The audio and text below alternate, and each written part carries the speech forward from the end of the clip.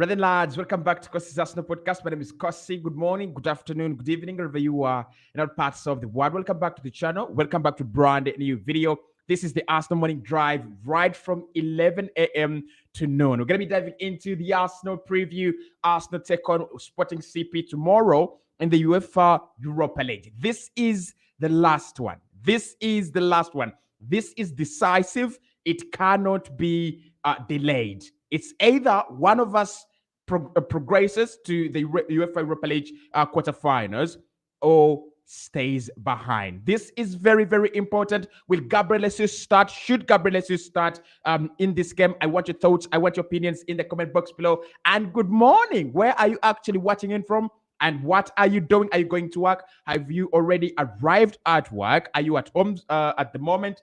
Where are you? Where are you watching from? Where are you? What are you doing this early morning? The weather is actually very good as compared to yesterday's. It was a little bit wet and raining, but right now I can see the sun through the window. I can also see a few people going to work right here where I am. So it is absolutely a very perfect day for this show. I want your thoughts in the morning. What are you doing? Where are you? And what do you think about this game, by the way? Because in the first one, Arsenal did defend a little bit poorly. I thought William Saliba was great in that game, but we ended up sharing a 2-2 draw with Sporting CP in Portugal. Do you think Arsenal can turn this game around at the Emirates Stadium? I'm going to be talking about, our head-to-head, which is actually very good in terms of Arsenal. We're going to be talking about my prediction, which is going to be really controversial.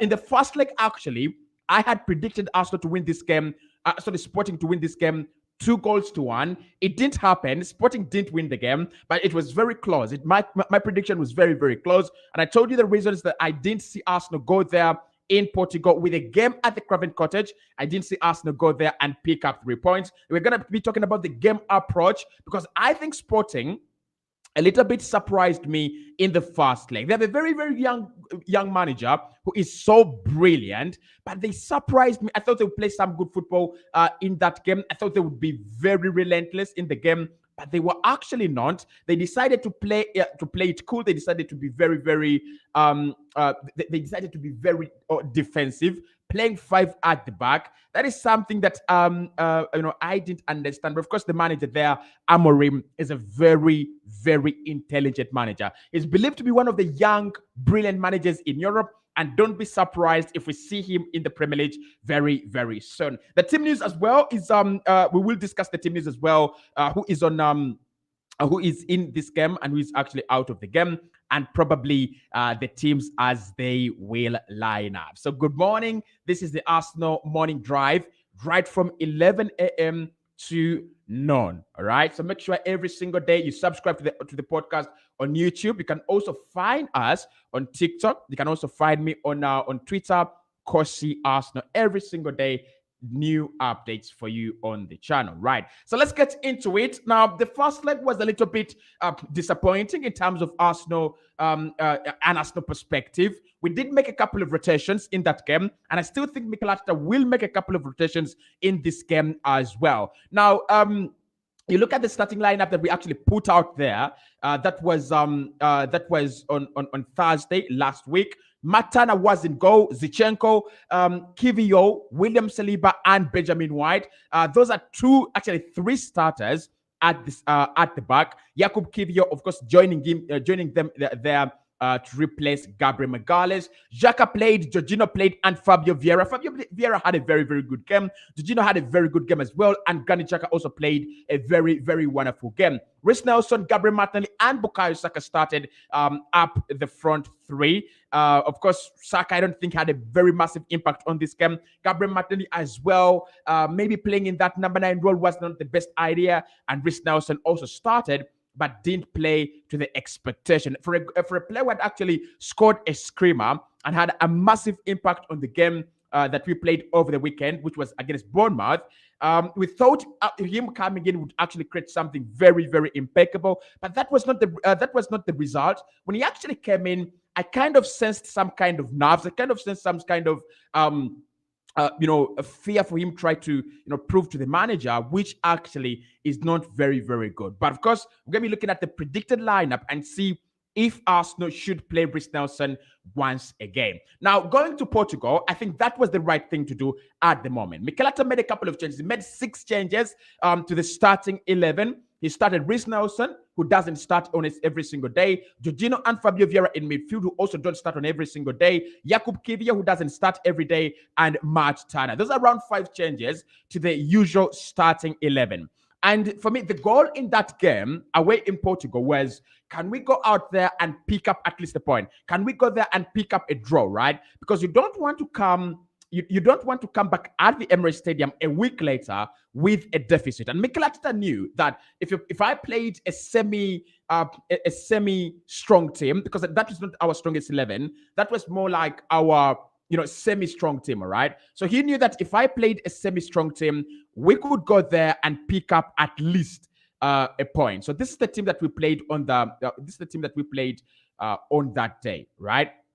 So Mikel was actually very, very brilliant in that one. He decided that you either play a semi-strong team, you go out there, and whatever happens, the worst you should get out of that game is a draw. Because look, it's a very huge advantage in Europe that the first tie is away and the second tie is at home. I'm gonna tell you this, right?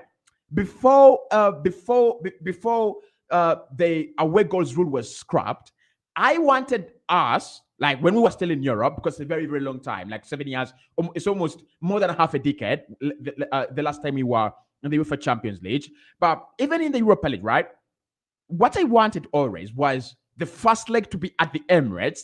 We defend as much as we can. We play as well as we can. We don't concede. And then the second leg, I wanted it to be away. And the reason that's why I wanted the second leg always to be away is you needed 1 or 2 goals. If the other team has not scored against you at your own ground, then according to the away goals rule, you go on the other side, you score 1 or 2 away goals, and you've automatically qualified. Okay, that is the reason as to why I always wanted the second game to be away. But now without the away goals rule nonsense and everything, I think right now it's better for the last game to be at home. It's better for you to play the second leg of any tie at the Emirates at home, right?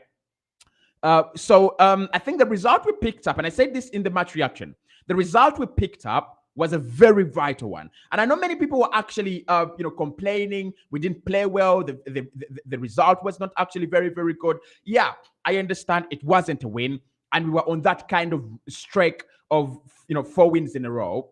But just imagine a chance to rotate your players, a chance to keep some players out of the team and prepare for the Fulham game. Actually, I think we played well in the Fulham game because we had a lot of fresh legs going into that game. Odegaard, who was feeling sick, didn't play in midweek, had not played on Thursday. Gabriel Jesus, of course, was also returning. Trossard, who was returning from injury, didn't play in that game as well. Partey didn't play in that game, and he absolutely bowled in midfield against Fulham. Of course, Gabriel Magalhaes didn't play 90 minutes. Matana didn't play. Aaron Ramsdale as well didn't play 90 minutes in that game. So the previous game was a stepping stone, right? We looked at them, we understood who their key men were, who their dangerous men were, and I thought Arsenal were really lucky to walk away with the point. But the good thing is that result now means that it is square. We are square. We are going into this game ready and square. So in terms of the form for both teams, Arsenal have won now 5 out of our last 5 in the Premier League, and we have gone 6 games unbeaten in all competitions, including that game that we drew away to Sporting Lisbon. So 6 in all competitions, 1 in the Europa League, which is a draw, and 5 wins in the Premier League. Within that period of time, Arsenal have been scoring goals and keeping clean sheets as well. A clean sheet against Fulham, a clean sheet against Everton, a clean sheet against Leicester City as well. So in our last 6 fixtures, that is home and away, we've actually managed to keep at least 3 clean sheets. That is something that Arsenal will be backing on, because while they come at the Emirates Stadium, as they come at the Emirates, it's only a win that can take us through. There is nothing. If it's a draw, we are going into penalties, extra time and penalties, right? If it is a loss, Arsenal will see themselves out of the Europa League. So it is only a win that can actually, benefit us. And I tell you what a time to want a win. What a time for us to go. We want a win, right? While we are not conceding, and the Emirates is where we are actually winning most of our fixtures as well. So in terms of teams, in terms of form, I think Arsenal are still really, really doing very, very well. Since we last met, nothing has changed much with Sporting Lisbon. They've actually played one game as well, just like Arsenal. But in the last 5 games, they have lost one, okay, and drawn one. They lost a game against FC Porto and drew a game against Arsenal at home in Portugal. The rest of the games they've actually played are wins. We won a 3-0. We got a 3-0 comfortable victory against Fulham over the weekend. They also got a 3-0 victory. I think it was against Boa Vista, also in the league. So both teams are actually flying. Both teams are actually doing very, very well. We are in the moment, I could say, right? We are in the moment. Both teams are in the form of their life. Who's going to go through my prediction coming up very, very soon? And I want your predictions as well. Good morning in the chat. This is the Arsenal Morning Drive, taking you right from 11 a.m. to noon. Make sure you hit the like button and you're subscribing to the podcast as well. So, look, this is a game, and I've talked about both clubs and the form.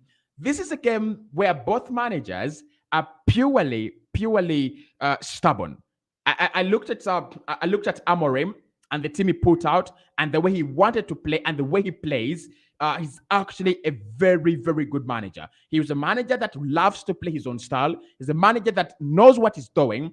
And this is a game that might not go with form, but it might go with who is the better manager on the evening. I saw Mikel Arteta in that game. We try to play the way we play on every single daily basis. We try to dominate the game. And in the last 20 minutes of the game, I think we were a much better side as compared to the first 70 minutes in that game. I thought for the first 70 minutes, there were times when we dominated.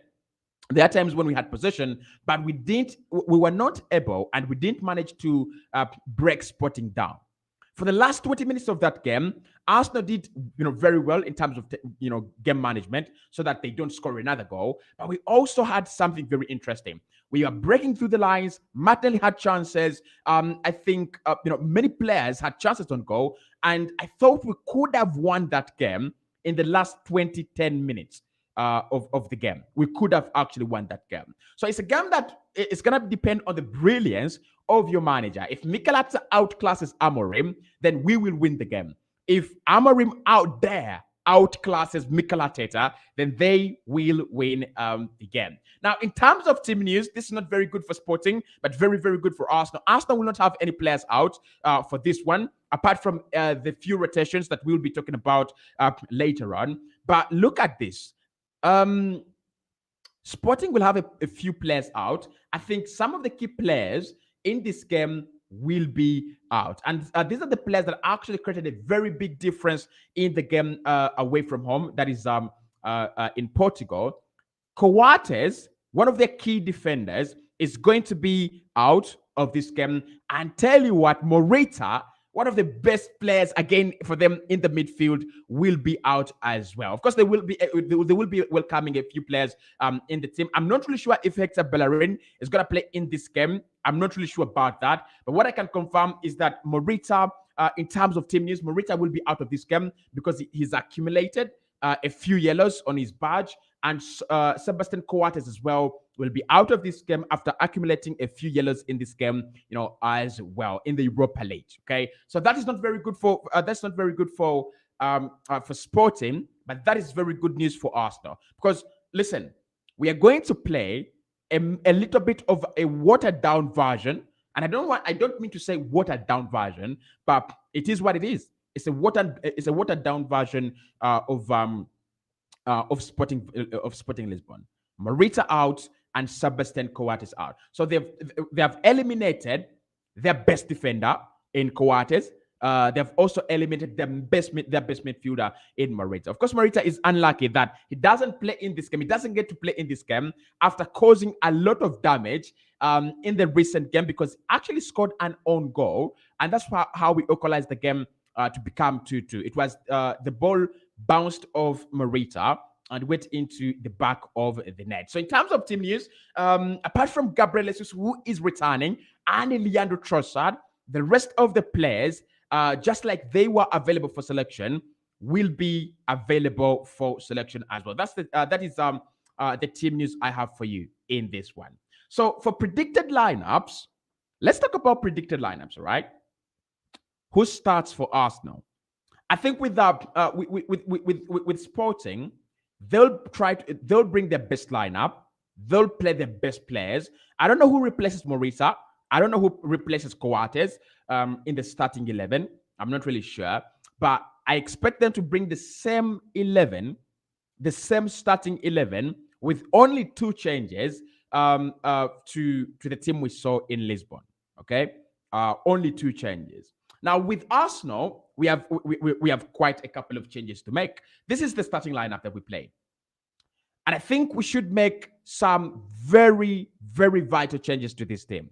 I think Matana wasn't bad on the evening, but I look at the first goal, the header, right? The header that was scored by Inacio. And in my opinion, I'm like, he should be able to save that. He should be able to keep that out, right? The ball is played in. It's a very, very good delivery from a corner. It's played 3 yards off the goalkeeper, right? 3 yards into the penalty area. That is the command area. That is the command center for your goalkeeper. That is where you want him to play. That is where you want him to come out and punch the ball.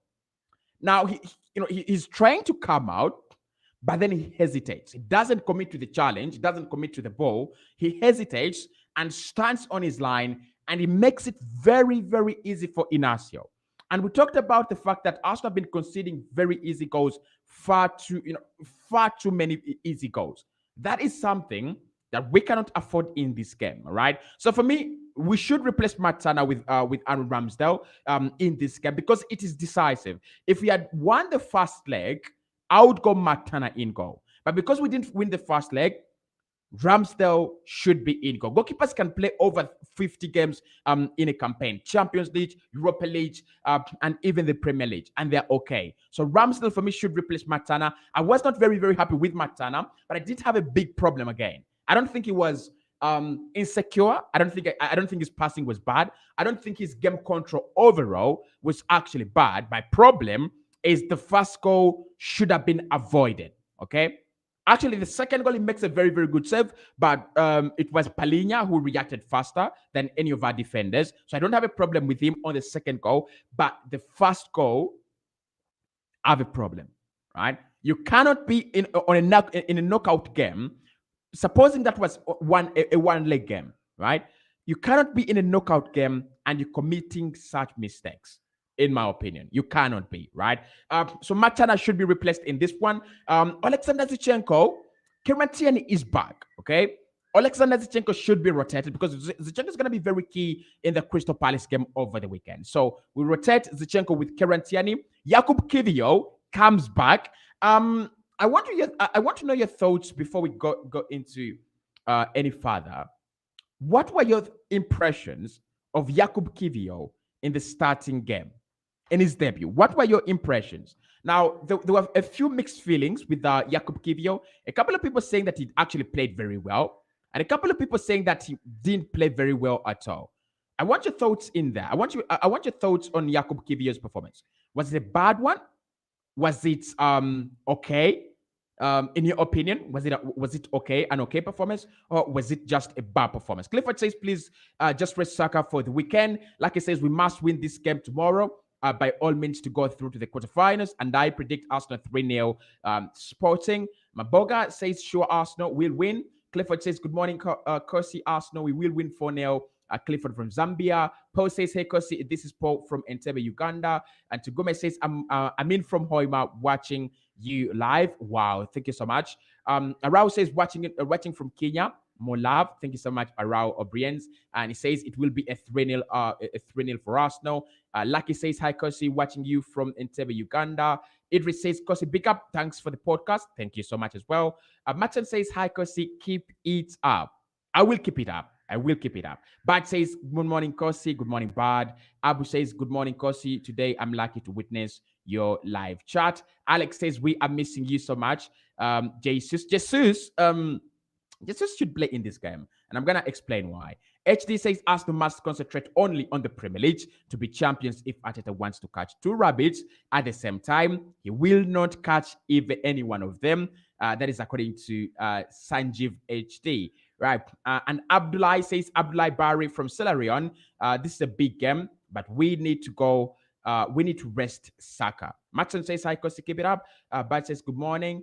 Maxon says, okay, let's see what you were saying. Right. We've looked at that. We've looked at some of your comments in the comment box below. But I want your impressions, right? Godfrey says, watching in from Koboko UG. Good morning. Good morning from good morning to the people in Koboko UG. And Joshua says, good morning. I'm watching in from Nigeria as well. Damilola actually says, good morning, Cossy. I think we should remain with the same team as the first leg with just the introduction of Gabriel Jesus. I see us winning 2-0. Listen, I don't think the first team, I don't think the team we played in Portugal wins that game at the Emirates. All right? I don't think it wins that game. In my opinion, we should keep Jakub Kibio in the starting 11 just to, I don't think it was that bad, actually. I don't think it was very, very poor. So Jakub Kibio stays in the team.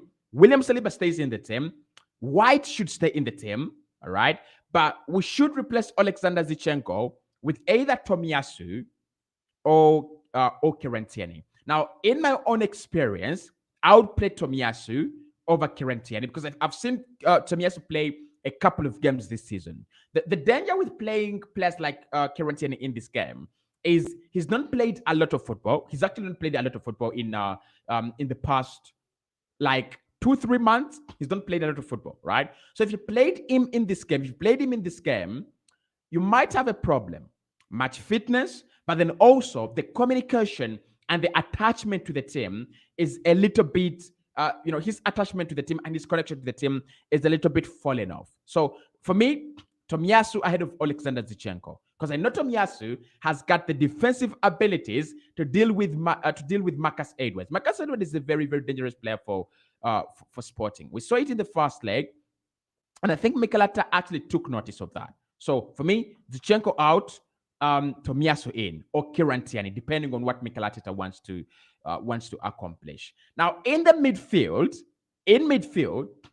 Fabio Vieira stays in there, Jorginho stays in there, and Xhaka stays in there. I would go with the same midfield that, the same midfield we played away in Portugal. I would go with the same midfield. I don't think the midfield was bad. I don't think we failed to control the game. There were moments where the likes of Morita were actually, running the show. But overall, if you look at the statistics in this game, Arsenal had over 60% ball possession. So I don't think our midfield was actually lacking. I don't think we missed Odegaard a lot. I don't think we missed Thomas Partey a lot. Although when he came on, things were a little bit different. Things were a little bit much better. I looked at this Arsenal side, as a much better Arsenal side, okay? But Jorginho, Xhaka, and Vieira should start. Odegaard, Partey should be rotated for the weekend, at least until we fail to win, right? Reece Nelson, Martinelli, and Saka started up top. Now, we need rotations up top. Martinelli drops out of the starting 11. Saka should be rotated as well. And this would be my prediction. Trossard to the left, Gabriel Jesus in the middle, and Reece Nelson on the right-hand side. We need to see a new combination up top. I want to see a new combination up top. I want to see, can Arsenal go all the way and beat a team with a combination of with a front three that hasn't played together this season. Trossard, Nelson, and Jesus have not played together, not any minute this season. So I would love to see Trossard and Jesus play together. Trossard is a very good player off the left. Gabriel Jesus is a very good player in the middle. And Reece Nelson although I thought he did have a very good game in Portugal, that is not that's not a reason enough for us to go. He's not good enough. Okay, so I think he should play in this game. So Nelson, Jesus, and Gabriel Martinelli. And look, I don't Mikel Arteta knows this. If you want to play Gabriel Jesus more, if you want to give him, lighter games, if you want to introduce him back into the starting 11, these are the kind of games where you introduce him. These are the kind of games where you go, okay, soft game. It's at the Emirates. We could win it 3-1, 3-0. Why not play Gabriel Jesus? Maybe for 45 minutes, maybe for 60 minutes. I'm not saying he should play him for 90 minutes. Not really. I don't think he's already at that level to play 90 minutes. It's the same as Leandro Trossard. Trossard is coming back from a muscle injury. Trossard shouldn't be playing 90 minutes as well. So for me, you play Gabriel Jesus 60 minutes, and then we play Leandro Trossard for 70 minutes. After that, then we introduce Martinelli, Saka, and Emile Smith-Rowe in the second half. I think by that, the game could be over. Unless otherwise. Unless Sporting are going to play a kind of a very different game than we expect. But if it's not that, I don't think we'll have so many difficulties in overcoming this game. Now, in terms of our head-to-head, actually, this is very surprising because I want us to go to the head-to-head. In terms of our head-to-head, it is positive. It is very, very positive, right? So these are the insights when it comes to head-to-head and Sporting and Arsenal. First and foremost, Arsenal, Sporting avoided defeat in each of their last 4 European games against English opposition, winning 1 and drawing 3, right? While they're now unbeaten in each of their last 6 Europa League fixtures. Okay, they avoided defeat against a European against an English club, right? That is at home, and they're unbeaten in 6 home games, but it's now going to be at the Emirates. Number 2, Sporting, Arsenal have now won only 1 of their last 6 European knockout stage games, drawing 3 and losing 2. While the Gunners have scored fast and not won in a Europa League game away from home since 2019 against Victoria Guimaraes. Okay? So we are struggling to score fast and win games. And number 3, since the World Cup, 4 of the 17 goals Arsenal have conceded have come from corners, compared to just 2 of 17 prior to the international break. Actually, that is something we've got to talk about. That is a statistic we've got to talk about as we go into this game. They know our weakness now. They know our weakness. Since the World Cup ended, Arsenal have conceded 17 goals. And of the 17, I want to get my pen marking. It's working now. Of those 17, 4 are coming in from corners. And those corners are actually easy corners. You look at the goal we considered against Sporting, the goal we considered against Bournemouth. Those are easy goals, right? Those are very, very easy goals. Those are goals that can be avoided, in my opinion. Those are goals that should be and can be avoided.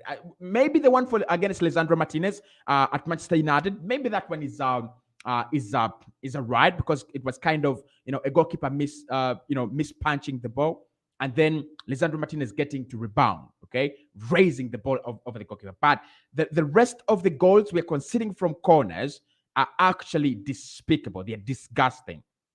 We need to stop that. We need to defend better, especially as we go into those games, Chelsea, City, Newcastle, the likes of Liverpool. We need to defend better, and we need to look like a proper side, okay? But in terms of head-to-head, we are not losing games. We're not losing many games, actually, against teams in Portugal.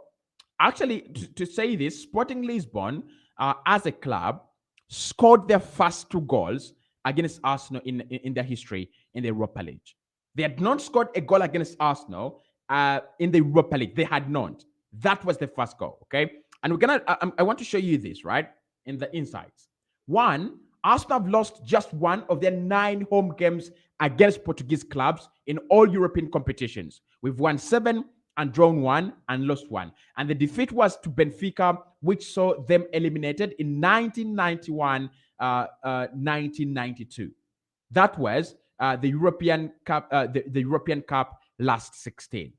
So when it comes to home games against clubs in Portugal, from Portugal, we are actually doing very, very well. Number two, Sporting are winless in their last 9 away games against English sides in major European competitions, drawing 4 and losing 5, since beating Middlesbrough in a 3-2 in 2004-2005 UEFA Cup last 16. So when Sporting are away, when Sporting come to English clubs, when they come to England, they don't win. When we go to the other side, we don't win as well. So it's a tit for tat. Number three, Arsenal are without a win in their last 3 Europa League knockout stages at home, drawing 2 and losing 1, with their last such win coming against Portuguese side Benfica in a 3-2 victory in February 2021. Why aren't we winning games at home? Why aren't we winning knockout games at home? What's happening? What is not happening? Why aren't we winning knockout games at home? I need to know. Number four, when failing to win when failing to win a home first leg, a 2-leg knockout tie in major European competition, Sporting have been eliminated 21 of their previous 22 such ties. Although the exception was most recently beating FC Midtjylland in this season's UEFA Europa League playoff round after a 4-0 second leg away win. Okay? Sporting have been eliminated 21 times out of the possible 22 when they failed to win the first leg at home. The exception though came at the exception though came this season away at Midtjylland. The one that came 4-0. The one that came 4-0. It was a thumping, right? Do you know going away from home? Of course, Midtjylland did get a red card in that game, but going away from home after, I think it was a 1-1 draw. Oh, yeah, I think it was a 1-1 draw in Portugal. And FC Midtjylland thought this is when we eliminated Sporting. They caught them 4-0. It was a bit of embarrassing, right? A bit of embarrassing stuff. Okay, and finally, least but not the least, Arsenal's Bukayo Saka has completed 8 dribbles in the first leg against Sporting, the most by a player aged 21 or younger in the UEFA Europa League game since Calvin Stengs completed 10 for AZ Alkmaar against Lask Lanes in February 2020, and the most by an English player at such an age since Callum Hudson-Odoi for Chelsea versus Malmo in 2019, completed 9. Saka is a star boy. Saka is a star boy. But this is not a game to play Saka. This is where we play Saka, right? So in terms of head-to-head, in terms of the insights, in terms of who is on top, in terms of chances, we stand on top, and we have a bigger chance to win this game. Okay, but that doesn't mean it's over. That doesn't mean Arsenal are now into it. Okay, it means we have now to put our chances. We now have to establish the home advantage, which is actually a very, very added advantage. This is very unfair to Sporting Lisbon. But Arsenal playing this game at home because we topped our group. Actually, that's the reason. We topped our group. And that's the reason as to why all these other clubs had to play the round of 60, the round of 32, which is actually a second round of 16 now. And also, Arsenal topping their group means that we couldn't play any difficult teams that topped their groups, number one. But then also it meant that Arsenal, at this stage in time, will have to play their second leg at home. I think also in the quarterfinals, do we get to play our second leg at home? I think probably as well. Okay, so that's the advantage. Okay, so that is the head-to-head. Now let's get to the game approach, because that is where the game is going to be decided. That is the decisive moment, right? Head-to-head. That is the decisive moment. How many changes would you love to see in this game? How many changes do you think Arsenal should make? And because this is a game where we prepare for Crystal Palace as well, and it's a game where we prepare for for the international break. Okay, I've seen the likes of Scotland have called their players, and Tierney has been called. I think Odegaard will be called for Norway duty. None of the Brazilians at Arsenal was called. Okay, that is a very very huge a huge impact. None of the Brazilians was called at us for Brazil. None of the Brazilians at Arsenal was called. That is good. But I'm still presuming the likes of Aaron Ramsey will be called. Saka will be called.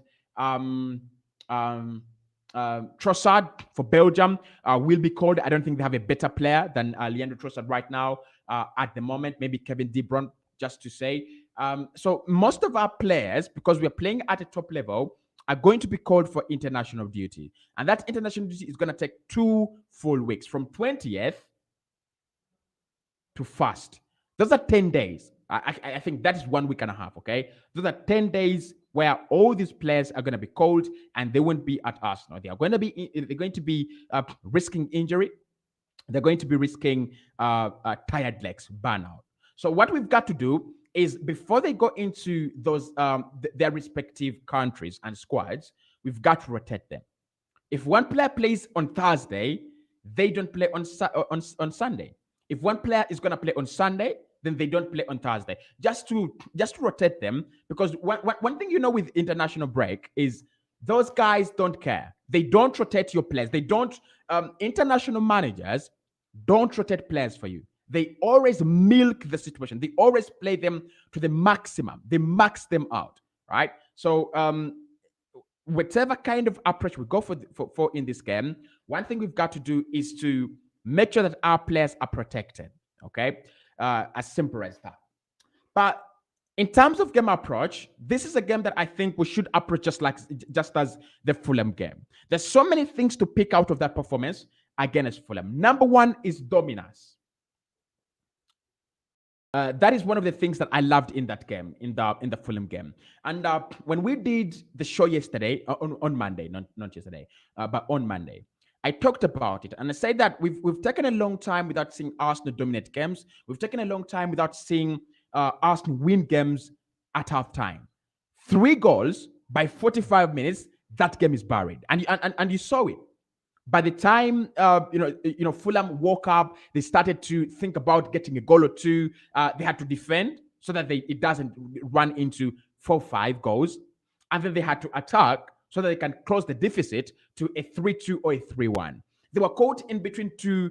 They're caught in between two thoughts, and by the time they had to decide, it was 90 minutes. So in this game, as much as I want us to rotate players, as much as I want us to preserve our players, it's a game we have to win at halftime.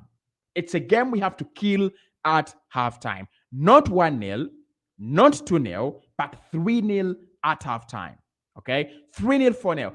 Look, the chances were always there. Even in Portugal, even in Lisbon, the chances were there. I looked at them as Sporting, and I was like, are they playing at home or are they playing away from home? Defensively, they played a back 5, okay?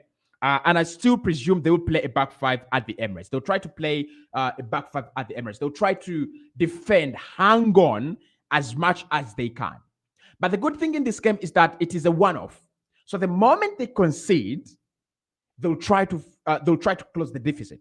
They'll try to look for an equalizer. And that is where we take advantage of them. That is where we go riot. That's why I want Trossard, Jesus, and Nelson to play up top. Because I know Jesus can score, I know Trossard can score, and I know Reece Nelson can run at a very, very terrific speed and can create a lot of chances if you play them anywhere in that team. So I want a front 3 that is fluid. I want a front 3 that is really going to create chances. I want a front 3 that is going to score goals as quickly as we can. These are games that we can easily kill off. They don't have a difference with Fulham, in my opinion. The difference maybe is that their manager is a little bit more cautious and takes a lot of precautions as compared to Marcus Silva. Marcus Silva will be very, very angered and will be very, very sad that he didn't come at the Emirates Stadium. And actually, the Arsenal went to the Craven Cottage and didn't even have a fight. We just walked away with 3 points. But Almorim, right? Almorim is or Amorim actually is a different manager. The respect he gave to Arsenal at his own grounds shows you that when it comes at our own ground, when it comes to the Emirates Stadium, he's going to play a much better game, right? He's going to be more defensive. He's going to make it tighter. He's going to make it harder. And that is what I want. I want them to come with the mindset of we want to make it difficult for Arsenal because we have learned our way in smashing those teams. Everton, job done. Leicester City, job done. Okay, so if they come to play a Leicester City style, we will crush them. If they come to play an Everton style, we will crush them. And even if they come to play a Fulham style, where they're like, we will sit back but try to match Arsenal energy to energy, we will crush them. Okay, so for me, it's a game that Arsenal have to dominate. We have to show total domination. We are at home. We have to control every aspect of the game. All right, and that is point number one. Point number two is take our chances. I don't understand why in some games we are very clinical and some games we are not. In the Fulham game, we were not clinical at all. Yes, we scored goals, early goals, but how many more chances, how many more big chances? I'm told that Martin Odegaard created 5 big chances in that game. Odegaard created 5 big chances in that game against Fulham. And we only scored and we only put to bed 3. Three chances. And those 3 chances were not from Martin Odegaard. It means that Odegaard created 5 big chances and we didn't score any of them. Trossard wasted 1. Saka wasted 1. Martinelli wasted 2. And Xhaka wasted 1 as well. Those are 5 big chances that should have been taken and they were not taken. So for me, the approach in this game, in build as a tool, as a tool in the strategy and approach in this game should be, let's create chances, as many as we can. We are at the Emirates Stadium. Let's create as many chances as we can, but let's take those chances. It's one thing creating the chances, it's another thing not taking them. Because if you don't take your chances, everybody will say in their match, I'll be listening to TalkSport in the evening, and they'll have a big headline: Arsenal dumped out of the UEFA Europa League. And Jason Candy will be saying they had so many chances, they took none of them. Okay, and that is one thing you don't want to do. But this game also is going to be a morale booster for us. Okay, this game, if we win this game, we are in high spirits. If we win this game, we will, at the back of our mind, we will know we have the quarterfinals and semifinals to come. Quarterfinals and semifinals. Just imagine Arsenal getting over the quarterfinals. We'll be in the semis. And the moment for me, you're in the semis, you're fighting to win it. And that's why I think the Europa League is a very important, is a very important trophy for us this season. Maybe not to win it, but just to make sure that at the back of the mind, the players know we are doing well in the Europa League. We can also still do it in the Premier League. But just imagine if you're playing Liverpool next, or you're playing Chelsea next, or Manchester City next, or Newcastle, and you lose at home to Sporting. It creates that kind of disbelief in the team. It creates that kind of thought in the team that, if we couldn't beat Sporting, how about City? Maybe we are not yet there, yet. But if you crush Sporting, if Arsenal crush Sporting, if we get the better of Sporting, the morale, the consistency, and our run will also be on. It will be 7 games unbeaten in all competitions ever since losing to Manchester City. Who would have thought about that? Right? Who would have thought about that? Let me tell you guys. Do you know that Arsenal can go on a run of 10 games unbeaten ever since losing to Man City? We have gone 6. Next one is Sporting, 7. Next one is Crystal Palace, 8. Next one is Leeds United, 9. And Liverpool at the Anfield, a Liverpool that we know concedes, a Liverpool that we know is struggling to find the back of the net, a Liverpool that we know they have their own share of problems. Of course, we'll talk about those problems when we do their preview, as we get to play them in the next month. But for me, this is This is the time that Arsenal have to, just add win after win after win, especially at the Emirates Stadium. Win after win after win after win. As simple as that. Okay. So our game approach should be dominating, should be creating chances, and should be maximizing the chances. There's no other game approach in this game. I'm not going to say play defensively, respect them. No. Respect the Portuguese side at the English, at the Emirates Stadium, in the English territory. No. No respect. We should be going there to prove a point that we are the best team in this competition, that we are by far the best team. If Manchester United could swallow 7 at Liverpool, maybe we are not Liverpool, okay? Maybe we are not Liverpool. Maybe we'll never score 7 against Manchester United. But if they gave us Manchester United right now, like right now, I'm telling you, it could be a different story. It could be a different story. If Arsenal played Manchester United right now, the shambles that they are, it could be a very, very different story. So that should be our game approach. Now, in terms of Sporting and how they could approach this game, they've always been that conservative team, haven't they? When they played bigger opposition, and we saw it in the first leg. I want to show you this right here. I wish I can get my lineups back again. I like the way they played. I like the way they approached the first game. I really, really liked it. This is how they played. Now, they played a back 5 where had just Coates and Inacio playing as a back 3. But then Esgaio and Reis were also tucking into this back 3. So Esgaio here on the shot number 47, and then shot number 2 Reis were tucking into that back 3 to make it a back 5. Whenever Arsenal were in possession, it was always coming into a back 5. So they played a 5-4-1 where Marcus Edwards, Trincao, I think Goncalves and Morita played another wall of 4 players in front of the back 5. That was very, very cowardly. That was very, very cowardly. But I liked it. When you play a team like that, Everton played the same style. Bournemouth played the same style as well.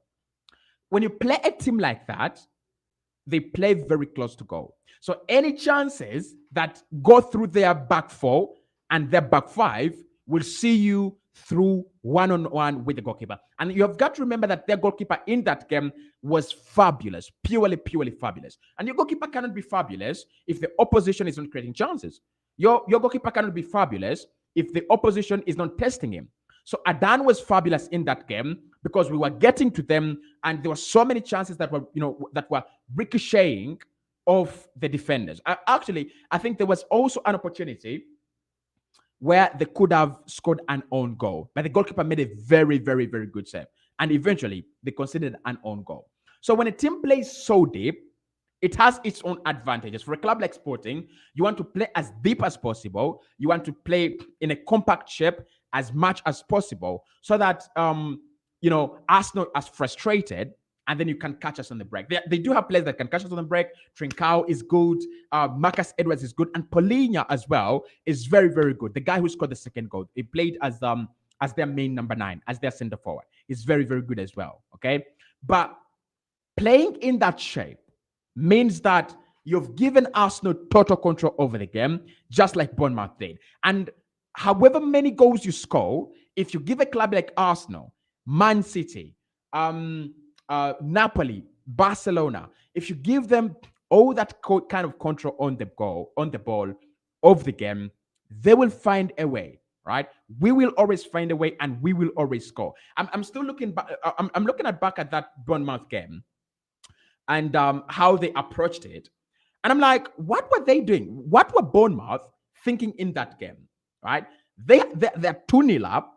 But then they're playing in a very kind of compact shape. They're trying to hang on with their life. Come out and play some football, right? You will never exhaust 10 minutes if you don't play some football. Come out, play some football, give Arsenal a challenge. They decided to pack themselves in their own defense, and the rest is history. So for me, Sporting will come to sit back, catch Arsenal on the break, and try to create those dangerous moments on the break, those dangerous transitions. That is their game plan. We've played so many teams that play like this in the Premier League. Brentford play this way. Bournemouth play this way. Everton play this way. Actually, I think Brentford have a much better team to play what Sporting will play than Sporting, because you have the likes of Brian Buemo, you have the likes of Ivan Toney, you have the likes of Viensen running at you. They're much better player, and their wing backs in Aaron Heike are also much better, right? So for me, I don't see how these guys walk away with a point. I don't see how they even get a draw. They could score at the Emirates, like we are used to conceding these days, but the best they can get is a goal. Okay, time for prediction. Time for my prediction. My early prediction, because I will be doing my final prediction in the predicted lineup show that I will be assigning roles to each and every player that I think should be starting in this game. But to be honest, in this one, although I think Sporting will put in a good fight, they will be disappointed. They will really be disappointed. Look at this. Have a look at this. These are the numbers they put in at their own ground. 10 shots, 6 on target, 32% ball possession, 313 passes, and a 74% ball passage ratio. That is at the Estadio Jose Alvalde, right? That was at the Estadio Jose Alvalde. That was at home. 74% ball passing accuracy, only 313 passes, and a 32% ball possession. If they come at the Emirates, these numbers are going to drop more. They could have around 26% ball possession.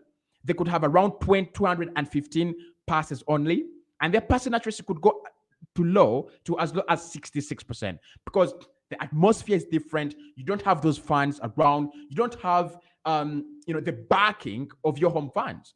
It's going to be Arsenal fans chanting, making the noise, and frustrating the Sporting team. So my prediction is a 4-1. My prediction is a 4-1. Yeah, it's a 4-1. It's a 4-1.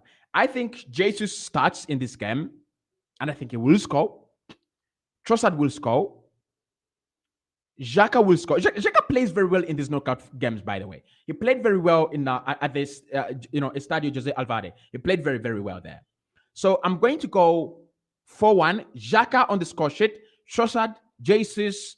Could Fabio Vieira score? Fabio Vieira had a very nice pull, a very nice shot in the second half that nearly went in. The problem is that it puts a little bit much of a bend on it. If he doesn't put that kind of bend on it, it goes into the back of the net. Okay, so 4-1, Vieira, Xhaka, Jesus, Trossard.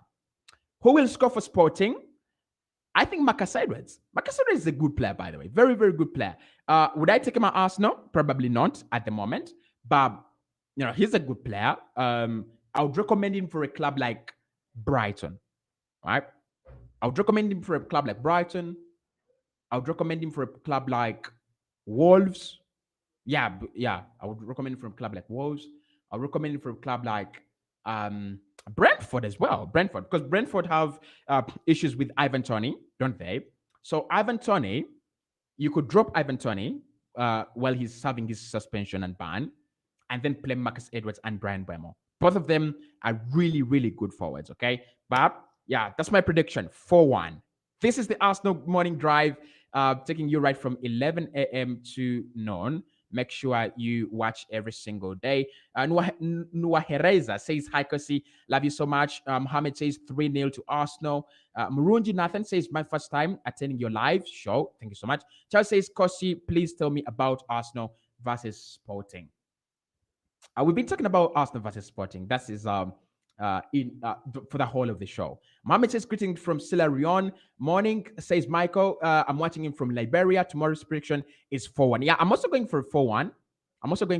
I think Arsenal have the minerals to win that game, at least 4-1. Dan says, Michael from Dubai, maintain the central defense. Yeah, I think our central defenders have been very, very good. And apart from Saliba, who's going to play for France, the rest of them should be fine. Watching in from Chambogo now, John, okay. And then Benedict says, I'm glad Pate is back. He and Xhaka have a very, very good connection. They should be able to handle Goncalves, who was actually very, very good in the first leg, wasn't he? But they don't have Morita, okay? They don't have Morita. And the fact that Morita is out of this game, it means a lot for us. It really, really means a lot. Because Morita is more like their number 6. It's like having a Fulham team without Joao Palhinha. Okay. O'Brien says, I love the show. Thank you so much. Arsenal to qualify, says John. And Mohammed says it's going to be a 3-0. So, guys, hit the like button for me. Subscribe to the podcast as well. More of such content coming your way. We have the Arsenal Total Access show in the evening, right from exactly 9 p.m. to 10 p.m. If you want that show that keeps you updated with whatever has been happening in the day for Arsenal, that is the show for you. I'll be live at 9 p.m. to 10 p.m. with the Arsenal Total Access show. And every morning, we are here, same place, same time, same presenter with the Arsenal Morning Drive. I'll see you right in the next one. Hit the like button, subscribe, and peace.